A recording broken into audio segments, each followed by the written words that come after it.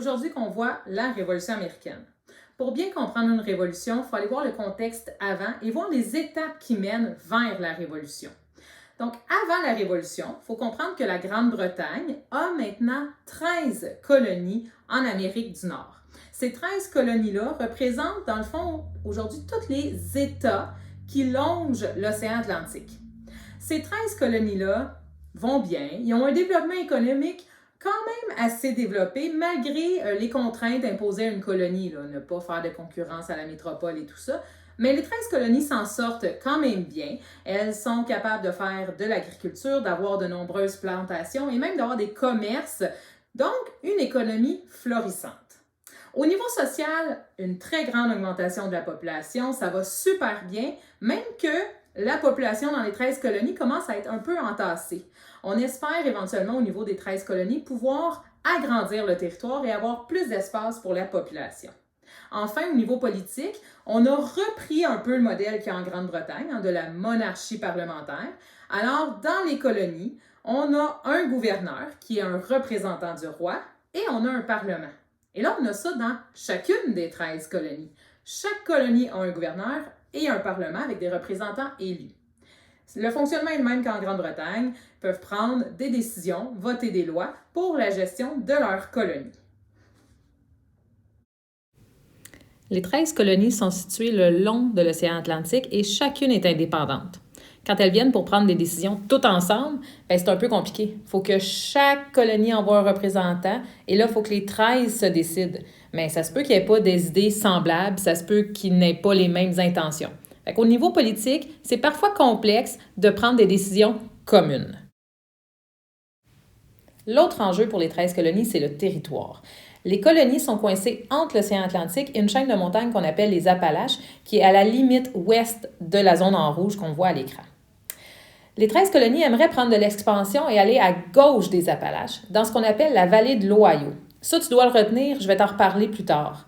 Mais la vallée de l'Ohio, c'est un territoire qui n'appartient pas officiellement à la France, pas tout à fait non plus à la Grande-Bretagne, mais les deux métropoles se disputent ce territoire-là depuis plusieurs années en Amérique du Nord. Les 13 colonies aimeraient l'avoir pour pouvoir prendre de l'expansion et s'agrandir.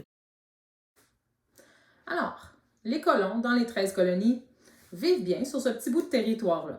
Et là, il arrive un événement en 1760. Je ne sais pas si tu t'en souviens, la guerre de la conquête. Tu as étudié ça peut-être au primaire quand tu faisais la Nouvelle-France. La guerre de la conquête, c'était une guerre entre la France et la Grande-Bretagne pour obtenir plus de territoire en Amérique du Nord. Le territoire qui était convoité, c'est la vallée de l'Ohio, de l'autre côté des Appalaches. C'était un territoire qu'autant le roi de France que le roi de Grande-Bretagne voulaient pour les ressources, notamment la fourrure.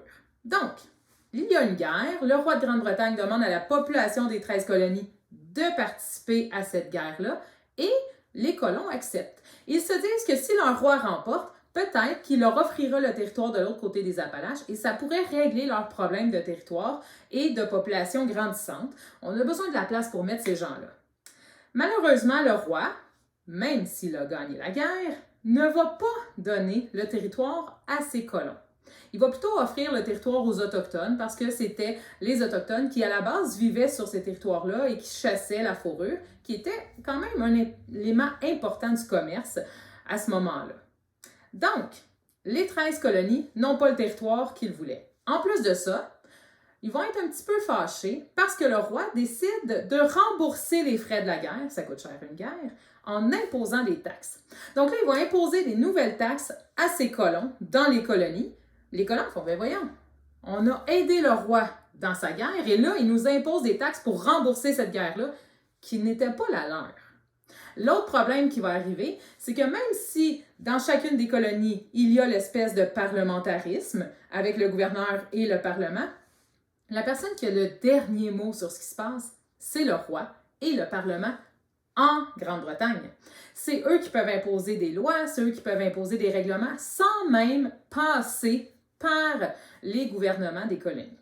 Donc, la population est de plus en plus fâchée. Et comment est-ce qu'on mentionne qu'on est fâché à cette époque-là? On peut écrire des pétitions, des lettres qui dénoncent la situation qu'on envoie au roi par bateau. On peut également faire du boycott. Du boycott, c'est-à-dire ne pas acheter certains produits qui sont envoyés par les marchands et les compagnies de la Grande-Bretagne. Le but, c'est de nuire à l'économie du roi. Donc, c'est les moyens que les colons vont commencer à prendre dans les 13 colonies pour démontrer leur mécontentement. Quand le roi va être mis au courant de ce qui se passe dans ces 13 colonies, bien entendu, il va réagir. Et c'est ça qui va nous mener rapidement vers la Révolution. D'abord, dans les colonies, les colons se sentent de moins en moins attachés à la métropole.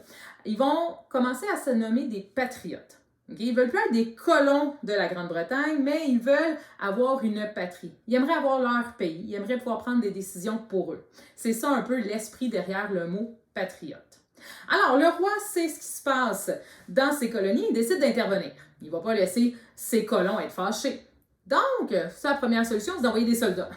Des soldats pour réprimer les mouvements de manifestation et de boycott. Par exemple, il y avait des manifestations dans les rues où les colons de la Grande-Bretagne se promenaient et disaient qu'ils ne voulaient pas de taxes sans représentation au Parlement britannique. Leur slogan, c'était « No taxation without representation ». On ne veut pas de taxes si on n'a pas de représentants élus en Grande-Bretagne pour vraiment prendre des décisions pour nous. Alors, le roi envoie ses soldats et là, lors d'une manifestation, il va y avoir des morts. C'est ce qu'on a appelé le massacre de Boston.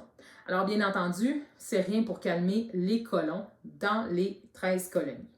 Par la suite, le roi va continuer à faire des lois qui vont un peu venir fâcher davantage la population. Par exemple, il va faire une loi sur le thé. Cette loi-là, ce qu'elle dit, c'est que la compagnie qui vend du thé, la Compagnie des Indes orientales, elle ne sera plus obligée, elle, de payer des taxes au niveau de la Grande-Bretagne. Donc, la compagnie peut vendre du thé et elle n'a plus de taxes à payer. Par contre, les colons qui achètent du thé dans les 13 colonies, eux, doivent continuer à payer des taxes. Donc, ils payent des taxes pour l'achat de leur thé, mais la compagnie, elle, ne doit pas un sou au roi. Les colons trouvent ça vraiment très injuste. Et là, on va en arriver à avoir un événement, tu as peut-être déjà entendu parler, le Boston Tea Party. Des colons vont se diriger vers le port de Boston. Ils vont être déguisés, ils vont faire du bruit et ils vont embarquer sur des bateaux. Ils vont prendre les cargaisons de thé, donc les boîtes de thé de la Compagnie des Indes orientales, puis ils vont jeter les cargaisons de thé dans l'eau. Là, je te laisse y penser. Qu'est-ce qui arrive si je jette du thé dans l'eau? Est-ce que je peux le récupérer? Est-ce que je peux aller le chercher avec des prises, le faire sécher et le revendre? Bien non. Okay? Donc, c'est perdu. Alors ça, c'est un gros mouvement de manifestation qu'il y a eu au niveau des 13 colonies. Le roi, il ne va pas arrêter là. Continue à mettre des lois, continue à prendre des décisions qui fâchent toujours plus la population dans les 13 colonies. Dans les 13 colonies, ils vont appeler ces lois-là les lois intolérables. Puis ça va aller jusqu'à une loi qui concerne un peu le Québec. En 1774, le roi de la Grande-Bretagne, qui avait gagné, je te rappelle, la guerre de la conquête, va décider de donner des privilèges à la population de la province de Québec.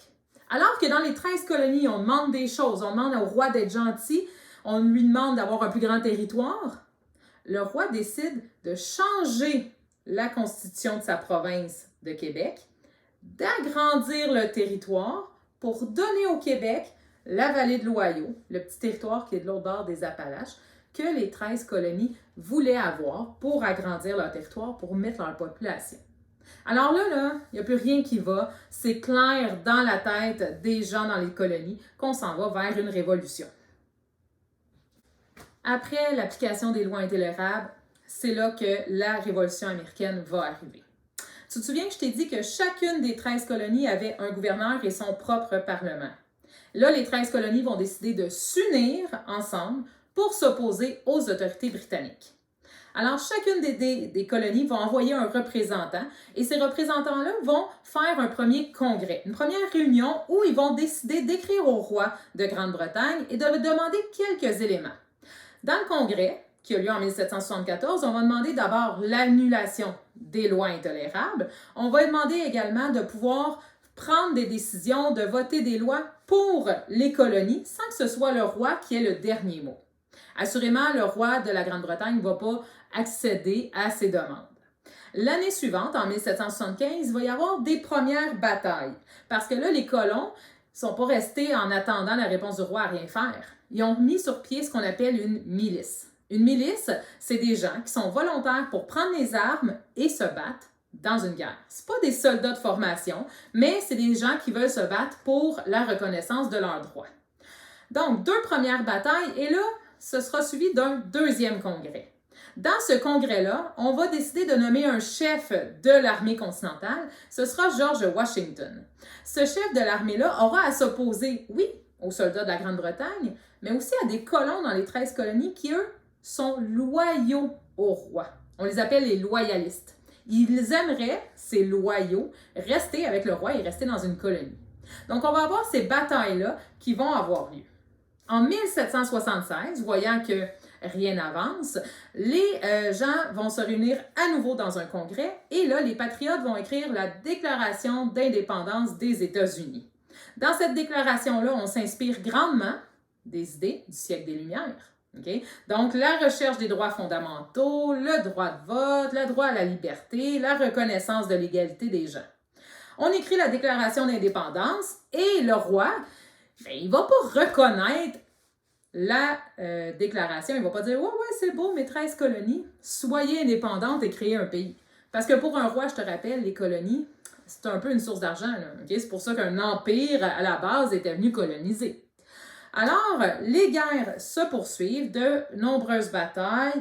Des fois, les 13 colonies sentent qu'ils ont un peu peut-être le pouvoir et qu'ils vont gagner. Parfois non. Hein? Les soldats de l'armée anglaise, c'est quand même des soldats de formation qui se battent contre des miliciens.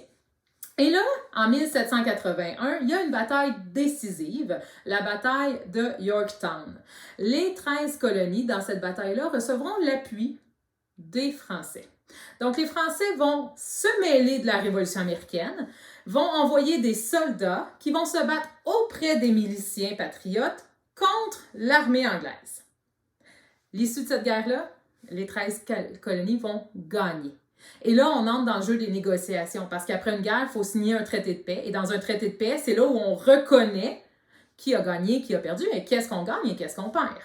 Donc, en 1783, on a officiellement la création des États-Unis d'Amérique. Ce que vous voyez à l'écran, c'est le premier drapeau des États-Unis d'Amérique, avec 13 étoiles sur le drapeau, chacune des étoiles représentant une des 13 colonies qui maintenant est devenue un État.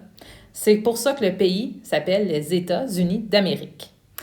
C'est un traité de paix qui a permis de mettre fin à la guerre et de créer le pays. C'est un traité qu'on a signé à Versailles, entre le roi de France, le roi de Grande-Bretagne et des représentants du Congrès américain.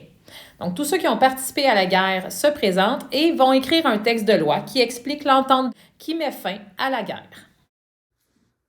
C'est donc la fin de la Révolution américaine et la création des États-Unis d'Amérique. C'est ça la première conséquence de la Révolution. Un pays est créé. Il y a aussi comme conséquence que les États-Unis, les anciennes 13 colonies, obtiennent le territoire tant convoité. Le roi, dans le traité, va finalement l'enlever à la province de Québec, à qui il l'avait donné en 1774, pour le donner au nouveau pays en 1783. Donc, les États-Unis peuvent maintenant prendre de l'expansion à l'ouest des Appalaches. En 1787, il va y avoir la Constitution américaine. Ça a pris quand même quelques années, mais des représentants se sont assis ensemble, ont écrit cette Constitution-là. Dans la Constitution américaine, on reconnaît des droits fondamentaux comme l'égalité, la liberté, la démocratie et la justice. On a même la séparation des pouvoirs qui est reconnue dans la Constitution. Le pouvoir législatif, le pouvoir de faire des lois, est reconnu aux représentants élus. Le pouvoir exécutif, celui de faire appliquer au président, d'ailleurs le premier président des États-Unis, George Washington, celui qui était le chef de l'armée. Et finalement, le pouvoir judiciaire est remis aux tribunaux. Quelques années plus tard, ils vont aux États-Unis réécrire un peu des droits à mettre dans la Constitution et c'est en 1789 qu'on a officiellement les 10 premiers amendements, donc les 10 premières phrases, les 10 premiers énoncés de la Constitution américaine qui sont encore les mêmes aujourd'hui.